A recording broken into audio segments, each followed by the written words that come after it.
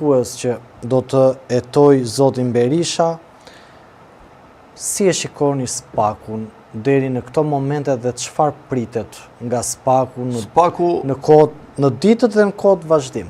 Spaku është një institucion që i shërben deep state-it ndërkombëtar, tash i deep state-it evropian, por aty brenda ende ka një fuqi edhe Shtetet e Bashkuara mbasi ka pasur një marrëveshje kur u ndërtua kjo në strukturat e larta që ne nuk i dim si do të jetë influenca e Shtetet e Bashkuara dhe Evropës ke spaku.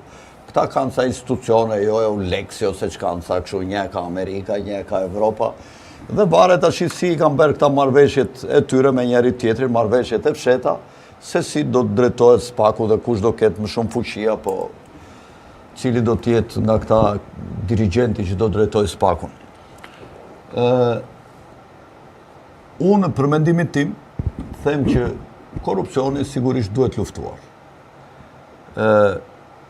Shumë njerëz ma marrin domethënë për keq dhe nuk e kuptojnë që kur goditen kryeministrat, ilaçi bëhet më i dëmshëm se smundja. Në çfarë kuptimi? Në qoftë se kryeministrat do të jenë të cënueshëm në Shqipëri, që të cënojnë lehtë, si Berisha tash me rastin e klubit Partizani, që është një fluskë sapuni, që s'ka asnjë lloj koncepti juridik, sepse e ka votuar parlamenti, dhe çdo gjë që voton parlamenti ti nuk ke çfarë t'i bësh. Sepse e ka votuar komplet qeveria në mënyrë unanime. Unë nuk them që aty fjala vjen s'ka korrupsion ose se nuk e marr përsipër këtë gjë, më kupton ta them. Por aty ka firmosur presidenti, aty ka firmosur shefi shtabit përgjithshëm, ka firmosur ministri mbrojtjes. Ka shkuar në qeveri, është aprovuar në mënyrë kolegjale, është votuar në parlament. Çfarë do bëj spaku? Do dalë mbi parlamenti edhe gjykata, edhe do dënojnë Berishën për klubin Partizani, pse u privatizua. Po si puna e asaj ka me mira në Shqipëri që janë privatizuar edhe janë ndërtuar edhe kjo është komplet. Berishën mund të ketë 100 gjëra tjera për çfarë mund ta kapsh. Po për klubin Partizani kjo është një fluskë sapuni. Asgjë nuk ka për t'i bërë. Thjesht do ta mbajnë në kështu vazhdimisht për gjykatën, për kështu. Nuk ka çfarë do bëjë gjyqtarja, do dënojë gjithë parlamentin, 140 veta që kanë votuar në parlament, do dënojë 13 apo 14 ministrat që kanë votuar në mënyrë kolegjale për këtë. Po kryeministri atë punë ka të privatizojë, të bëjë, kjo ishte detyra e tyre. Pse ishte dhëndri i tij dhe bëri një aferë duke qenë me ndikim pranë qeverisë për të bërë më shpejt ato veprimet, a ku di unë çfarë lloj ndikimi mund të ketë lojtur, ato në pamje të jashtme nga ana juridike janë të kopsitura, nuk ka çfarë t'i bëj asnjë me aferën Partizani. Afera Partizani, po e them, është një 5 me iç, është një gjë kot që e kanë kapur ta.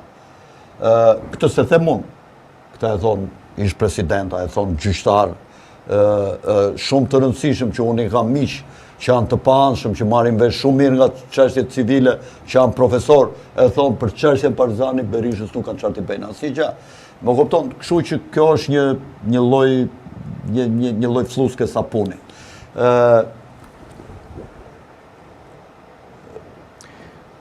E quani fluskë sapuni, por pjesa e spakut, duke përjashtuar jo vetëm faktin e zotit. Prit, e di pse e thashte që kryeministrat duhet të jemi shumë të kujdesshëm që të mos ketë korrupsion.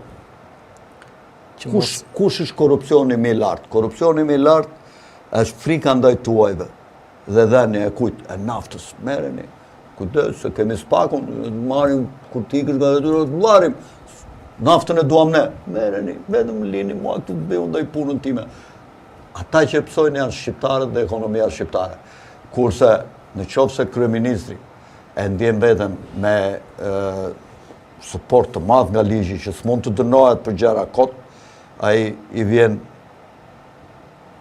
ky Starmeri. I thotë, unë jam kryeministri britanik, po kujt po i ruhet se kryeministri britanik ti urdhëron çfarë do? Unë jam kryeministri i Shqipërisë.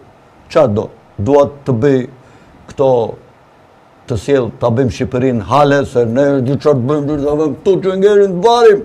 Kur është i fort kryeministri i thot fuck you, i thot ngreu tavolina dhe zhduku s'ka këtu, i thot. Kurse po tjetë që dënohet Berisha, dënohet Meta, hajde dënojmë dhe Ramën, edhe kush do që të vijë ta bëjë Shqipëri në turak. E kuptoni sa e rëndësishme është të mbrohet figura e kryeministrit në Shqipëri? Alfred, kemi ne... Kurse si luftohet korrupsioni? Po. Korrupsioni luftohet në këtë mënyrë, korrupsioni brendshëm. Spaku dhe drejtësia duhet të mbajnë në mbikëqyrje të madhe ministrat, drejtorët e drejtorive, kryetari Shikut. Duhet të ketë shumë kujdes në qoftë se arrestohet një kryetar Shikut. Duhet të ketë shumë kujdes kur arrestohet një kryetari kontrollit lartë shtetit, ose ish. Duhet të ketë shumë kujdes kur thirret në gjykim prokurori përgjithshëm i shtetit, siç u thirr ky që ishte si e kish emrin se s'po më kujtohet. Pse nuk mund të dënosh ti prokurorin e përgjithshëm për 5-2 moll në një vend, më kupton? Pse u dënuaj? Sepse e dënoi rruga e Elbasanit, ambasada amerikane, sepse ai u kundërvu Bankersit. Bankersi nga mbrapa janë këta që kanë drejtuar NATO-n dikur që e kanë privatizuar edhe e ka lëshuar si me qira, këtyre kompanive kineze ju marrin përfitimet, atje ka dallaverat mëdha në Bankersit, dallavera pa fund. Dhe ky vajti dhe u kërkonte llogari se ata po dëmtonin, po nxinin naftën me shpërthime, me kosto të ulët, dhe po dëmtonin banesat e njerëzve atje në Roskovec, që ishin ato fshatrat, edhe vajti mbronte shqiptarët. Dhe tuajt e dënuan dhe shqiptarët e duar trokitën, sepse nuk e kuptojnë që ajo sakrifikua për interesin e Shqipërisë. Pra, këta nuk duhet të jenë të pacënueshëm disa figura, guvernatori i bankës. Duhet të ketë kujdes, nuk cënohet guvernatori i bankës, ish presidenti i Republikës, nuk cënohet, ish kryetari i gjykatës kushtetuese, nuk cënohet kollaj, ish kryetari i gjykatës së lartë, nuk cënohet kollaj për gjëra e Lagu, se Lagu bishtin dhe elpra, hajta dënojmë tash se ish kundërvën amerikanëve ose francezëve ose anglezëve, e gjej një hyçkële i sebeb ti dënojmë. Këto janë hunj të ku qëndron shteti. Në qoftë se këto hunj janë të dobët, janë delikat përpara spakut, përpara ati ka bulqiza nga vjena me opinga të grisura që peqe lepe këtyre ndërkombëtarve dhe i kërcënon këta për llogaritë të tyre, atëherë ky shtet bëhet një shtet republik bananesh. Alfred, një Prandaj ne duhet t'i ruajmë shumë këto figura. Por si luftohet korrupsioni i brendshëm? Se ta nisa këtë. Korrupsioni i brendshëm të thash, ministrat mbahen në kontroll se këta menaxhojnë fondet. Këta japin tenderat. Këta duhet të mbajnë mbikëqyrje të madhe. Dhe tash ti je kryeministri, unë jam ministri. Ti më thua mua, merre bëjnë çikta që dua unë, që të vjet unë të them, më fal, ti ke imunitet të lartë ndaj ligjit, ti nesër ja hedh, po unë përfundoj në burg. Kështu që të t'jap një dorëheqje unë këtu nuk e bëj dot. Të t'jap një dorëheqje apo do vazhdojmë bashkë, do punojmë siç duhet. Më kupton? Dhe kështu luftohet korrupsioni i jashtëm dhe korrupsioni i brendshëm. Po njerëzit janë të ngazëllyer, mezi presin të futen në giljotin, të shpëtojnë vetëm njerëzit. Vetëm njerëzit janë të ndershëm dhe të mirë, vetëm këta kryeministrat që kemi patur ne, janë, unë jam Rama të mos preket, kur të mbaroj detyrën. Berisha të mos preket. Meta të mos preket. Mejdani të mos preket. Bamir Topi të mos preket. Alfred Mojsiu të mos preket. Prokurorët e përgjithshëm që kanë qenë të mos preken për gjëra kot.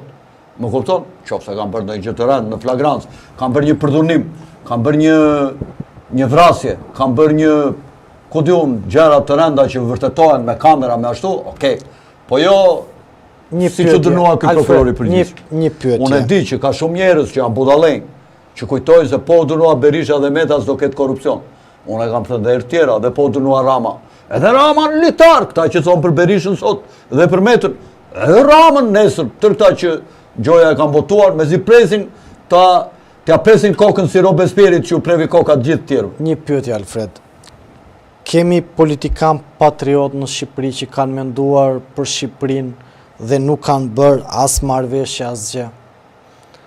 Sepse në këtë situatë ku është Shqipëria sot, paktën nuk kam një divizë timin dhe them një prej aktorëve kryesor janë politikanët cilët shkatruan shtetin për ndërtuar pushtetin e tyre.